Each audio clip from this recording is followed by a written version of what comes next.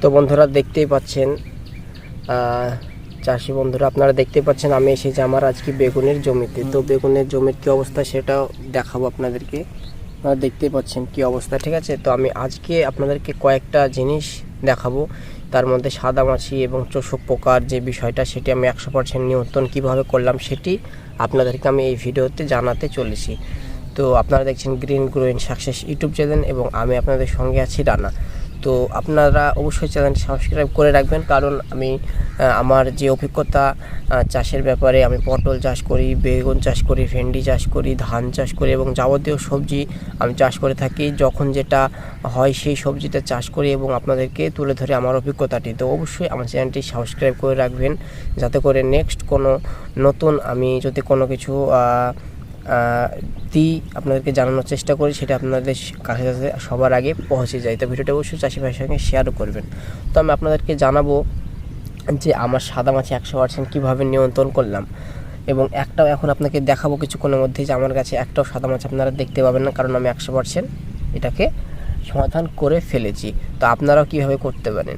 প্রাথমিক অবস্থায় আপনারা যেটি করবেন সেটি হচ্ছে একতারা আপনারা 1 পাউচ 10 লিটার মোটামুটি পানিতে দিয়ে আপনারা এটাকে স্প্রে করবেন। প্রাথমিক অবস্থায় এটা করবেন। তারপরে কি করবেন, ইমিডাক্লোরোপিড মোটামুটি 3 দিন পরে এটা ইমিডাক্লোরোপিড এটা হচ্ছে 1 ml করে পার লিটারে আপনারা এটা ইউজ করবেন।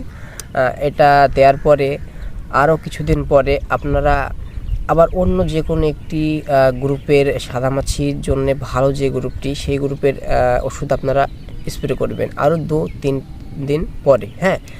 এবং লাস্ট যে স্প্রেটি সেটি করতে হবে আপনাদেরকে, সেটি হচ্ছে আমি যেটা করেছি সেটা আপনাদেরকে করতে হবে, সেটি হলো রনফিন বন্ধুরা। তো কৃষক বন্ধুরা, রনফিন যদি আপনারা একবার এই যে আমি শিডিউলটা বললাম তারপরে যদি একবার ইউজ করেন, ঠিক আছে, তারপরে মোটামুটি আবার এটা রিপিট করতে হবে। তো এইভাবে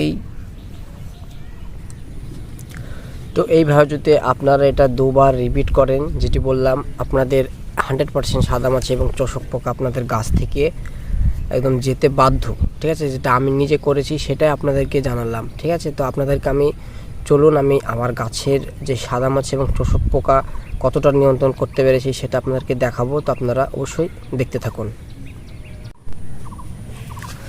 তো কৃষক বন্ধুরা, আপনাদেরকে আমি বললাম যে রনফিনের কতটা কার্যকর, ঠিক আছে। আপনারা দেখতে পাচ্ছেন পাতার নিচে একটাও কোনো রকম পোকা, সাদামাছি কিংবা অন্য কোনো চোষক পোকা আপনারা দেখতে পাবেন না লক্ষ্য করলে, ঠিক আছে। একটাও দেখতে পাবেন না আপনারা খেয়াল করে দেখুন, খুব ভালো করে খেয়াল করে দেখুন। আমি গাছটা নাড়া দিয়ে আপনাকে দেখাচ্ছি, হ্যাঁ, কিচ্ছু একটা পোকা উঠবে না, কিচ্ছু না, হ্যাঁ। এটাই হচ্ছে রনফিনের জাদু আপনারা বলতে পারেন। রনফিন এমন একটা ওষুধ যেটি দিলে উপকার হয় না বা 100% কাজ হয় না, এটি বলা খুব মুশকিল। 100%ই কাজ হয়, এটা বলতেই হবে যদি আপনি একবার দিয়ে থাকেন। বেগুন বলে নয়, যে কোনো সবজিতে আপনারা যদি দেন এটির কার্যকর আপনারা নিজে থেকেই বুঝতে পারবেন, ঠিক আছে। তো আপনারা দেখতে পাচ্ছেন আমার গাছের কি অবস্থা, আপনাকে দেখাতে চলেছি। দেখুন, আপনারা ভালো করে দেখে নিন, একদম পুরো সাফ হয়ে গেছে পুরো। আমার গাছে মোটামুটি 2-1 দিন আগে পর্যন্ত অনেকটা সাদামাছির উপদ্রব ছিল, হ্যাঁ, কিন্তু এখন একদমই 100% আমি এটাকে ছাড়াতে পেরেছি। যেটার জন্য সবচেয়ে আমাকে হেল্প করেছে সেটি হলো রনফিন। দেখতে পাচ্ছেন, আপনাদেরকে দেখাবো, আমি একের পর এক দেখাচ্ছি, হ্যাঁ। এইরকম প্রত্যেকটা গাছের একই অবস্থা, প্রত্যেকটা গাছের কিচ্ছু নেই, সাদামাছি কিচ্ছু নেই। এই ঝাড়া মারলাম আমি, আপনারা দেখুন না, উঠবে না, কিচ্ছু উঠবে না, কারণ নেই। তা আপনারা যদি এইভাবে স্টেপটা ফলো করে থাকেন তো অবশ্যই আপনারাও কাজ পাবেন, ঠিক আছে। দেখতে পাচ্ছেন কিচ্ছু নেই,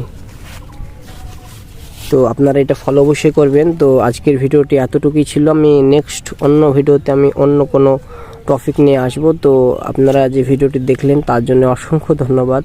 ভালো থাকবেন, সুস্থ থাকবেন, দেখা হচ্ছে নেক্সট ভিডিওতে।